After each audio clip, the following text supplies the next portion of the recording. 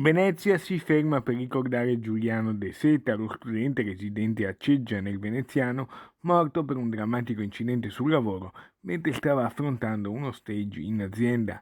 CGIL, CISL e UIL hanno indetto uno sciopero simbolico di un'ora che coinvolgerà tutti i lavoratori del settore pubblico, dai trasporti alla scuola. L'orario sarà variabile e comprende le ultime ore di lavoro di ciascun turno. Si terrà domani un'ora di sciopero dei lavoratori dei servizi pubblici. Domani lo faremo per chiedere sicurezza sul lavoro, per ricordare Giuliano che è morto e ha dato la vita mentre doveva essere a scuola e non a lavorare.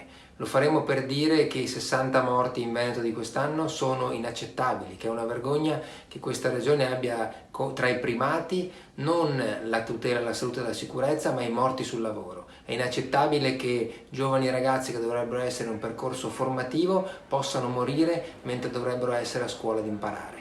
A Venezia il settore più attenzionato sarà come sempre quello del trasporto pubblico, dove si prevedono i disagi maggiori.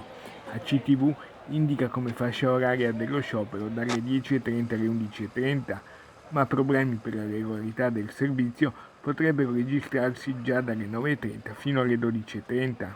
Lo faremo scioperando, lo faremo per informare i lavoratori, lo faremo per chiedere più assunzioni di tecnici della prevenzione, più assunzioni in tutto il personale di vigilanza, perché oltre a fare attività formativa, di discussione, di informazione, serve anche attività di controllo, attività di repressione. È inaccettabile che si continui a morire di lavoro, deve esserci un cambio di passo radicale da parte di tutte le istituzioni.